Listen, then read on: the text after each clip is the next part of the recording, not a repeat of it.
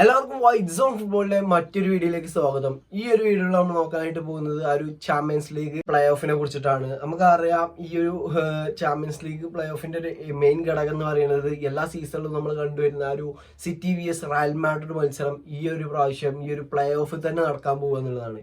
കാരണം ഈ ഒരു രണ്ട് ടീമും ഈ ഒരു സീസൺ എടുത്ത് നോക്കുകയാണെങ്കിൽ അവർക്ക് ടോപ്പ് 8 ആ ചാമ്പ്യൻസ് ലീഗ് ടാബിളിൽ ഫിനിഷ് ചെയ്യാൻ കഴിഞ്ഞിട്ടില്ല എന്നുള്ളതാണ്. കഴിഞ്ഞ 2-3 സീസൺ അല്ലാന്നുണ്ടെങ്കിൽ ഈ ഒരു ഡെക്കേഡിന്റെ സ്റ്റാർട്ടിങ് മുതൽ കഴിഞ്ഞ സീസൺ വരെ തിളങ്ങി നിന്നിട്ടുള്ള രണ്ട് ക്ലബ്ബുകളാണ്. അല്ലാന്നുണ്ടെങ്കിൽ ഈ ഒരു ക്ലാസിക്കൽ പോരാട്ടം നമുക്ക് എല്ലാ സീസണിലും കാണാൻ പറ്റുന്ന ഉറപ്പിലൊരു പോരാട്ടമാണ് ഈ ഒരു സിറ്റി vs റയൽ മാഡ്രിഡ് മത്സരം.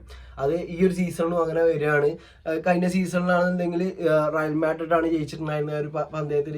അതിന് മുന്നത്താണെന്നുണ്ടെങ്കിൽ സിറ്റിയാണ് ജയിച്ചിട്ടുണ്ടായിരുന്നത്. അതിന് മുന്നത്തെ റയൽ മാഡ്രിഡ് ആണ്. ഇതിന്റെ വേറൊരു രസം എന്ന് പറയുന്നത് ഈ ഒരു ടീമിൽ ഏതാണ് ജയിക്കുന്നത് ആ ടീം പോയി കണ്ടാണ് ഈ ഒരു ചാമ്പ്യൻസ് ലീഗ് വിൻ ചെയ്തിട്ടുണ്ടായിരുന്നത്. അതായത് കഴിഞ്ഞ 3 സീസൺ എടുത്ത് നോക്കുകയാണെന്നുണ്ടെങ്കിൽ ആ 2021-22 സീസണിൽ റോഡ്രിഗോന്റെ ഇതിൽ കംബാക്ക് അടിച്ച് റയൽ മാഡ്രിഡ് ആണ് പിന്നെ ആ ഒരു ട്രോഫി അടിച്ചിട്ടുണ്ടായിരുന്നത്. അതിനുശേഷം സിറ്റി പോയിങ്ങാണ്ട് സെമി ഫൈനലിൽ തന്നെ റയൽ മാഡ്രിഡിനെ പരാജയപ്പെടുത്തിക്കൊണ്ട് സിറ്റി നേടുന്നുണ്ട്. അങ്ങനെ കഴിഞ്ഞ സീസണിൽ നമ്മൾ പിന്നെ ഓൾറെഡി കണ്ടതാണ്.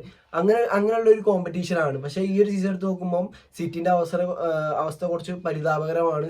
ലീഗിലാണെന്നുണ്ടെങ്കിലും പണ്ടത്തെ സിറ്റിന്റെ ഹോൾഡ് ഇപ്പോൾ സിറ്റിക്ക് ഉണ്ടോ എന്ന് ചോദിക്കുകയാണെങ്കിൽ ഇല്ലാന്നേ പറയാൻ പറ്റുള്ളൂ.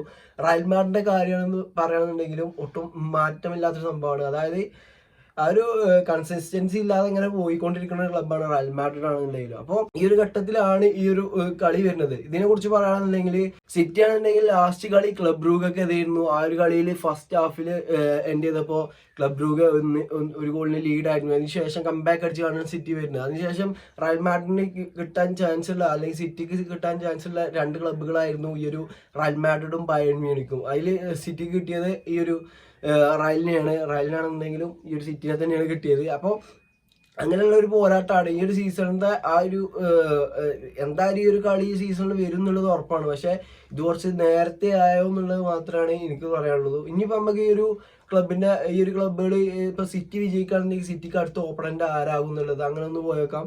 ഈ ഒരു ഇതിൽ പറയുകയാണെന്നുണ്ടെങ്കിൽ അടുത്തൊരു ഇത് വരുന്നത് പറയുന്നത് ഈ ഒരു ഒന്നല്ലെങ്കിൽ അത്ലറ്റിക്കോ മാഡ്രിഡ് അല്ലെങ്കിൽ ലെവർകൂസൻ ആവും ആ ഒരു നെക്സ്റ്റ് റൗണ്ടിലേക്ക് പോകുമ്പോൾ റൗണ്ട് ഓഫ് 16 കിട്ടാനുള്ള ചാൻസുള്ള ക്ലബ്ബ് എന്ന് പറയുന്നത്. അതിനുശേഷം ഒരു ക്വാർട്ടർ ഫൈനലിലേക്ക് പോകുമ്പോൾ അങ്ങനെ ആ ഒരു ഇതിലിങ്ങനെ പോകും. അപ്പൊ നെക്സ്റ്റ് ഓപ്പണന്റ് എന്ന് പറഞ്ഞെങ്കിൽ ലെവർകൂസൻ അല്ലെങ്കിൽ അത്ലറ്റിക്കോ മാഡ്രിഡ്. അപ്പോൾ അത് ഡിസൈഡ് ആയാലേ അടുത്ത കാര്യങ്ങളിലേക്ക് പോകാൻ പറ്റുള്ളൂ. അപ്പൊ നമുക്ക് അറിയാം ഈ ഒരു പ്ലേ ഓഫ് ആയതുകൊണ്ട് തന്നെ 2 മത്സരങ്ങൾ ഉണ്ടാവും, ഒന്ന് ഹോമും ഒന്ന് ഹേവയും. അതിൽ ആദ്യം നടക്കാൻ പോകുന്നത് സിറ്റിന്റെ ഹോമിലാണ്, അതിനുശേഷം റയൽ മാഡ്രിഡിന്റെ ഹോമിൽ.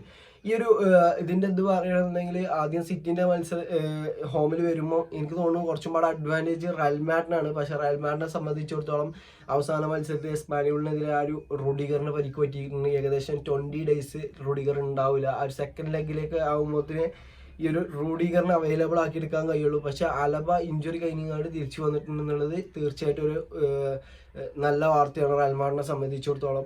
എന്നിരുന്നാൽ പോലും ഈ ഒരു സിറ്റിന്റെ ഫോമും പാടെ ഇതാക്കുമ്പോൾ റയൽ മാഡ്രിഡിനാണ് കുറച്ചുകൂടി ആ ഒരു ഫോമിന്റെ ഘടനയിൽ കുറച്ചും പാടെ ഇതുള്ളത്. പക്ഷെ എന്നും പറയാൻ പറ്റൂല എന്താവുന്നുള്ളതൊക്കെ നമുക്ക് കണ്ടറിയാം. പക്ഷെ ഈ ഒരു ആദ്യം സിറ്റിന്റെ ഹോമിലായതുകൊണ്ട് തന്നെ എനിക്ക് തോന്നുന്നു റയൽ മാഡ്രിഡ് കുറച്ചും പാടെ ഒന്ന് ആ സിറ്റിന്റെ ഹോമിൽ പോയിങ്ങാണ്ട് കുറച്ചൊന്ന് പിടിച്ചു നിൽക്കാൻ കഴിയില്ല. എവേ മത്സരത്തിൽ ഒന്ന് പിടിച്ചു നിൽക്കാണ്ട് സിമ്പിളായിട്ട് ഹോമിൽ നിന്ന് എടുക്കാൻ കഴിയുന്നുള്ളത് തന്നെയാണ് പ്രതീക്ഷ. അപ്പം നിങ്ങളുടെ അഭിപ്രായം ഈ ഒരു മത്സരത്തിനെ കുറിച്ച് നിങ്ങളുടെ അഭിപ്രായം തീർച്ചയായിട്ടും ഒന്ന് കമന്റ് ചെയ്യുക. അപ്പോൾ ഇന്നത്തെ വീഡിയോ എത്രേ ഉള്ളൂ. ഈ ഒരു വീഡിയോ നിങ്ങൾക്ക് ഇഷ്ടപ്പെടാന്നുണ്ടെങ്കിൽ തീർച്ചയായിട്ടും കൂടെ നിൽക്കുക. ഓക്കെ.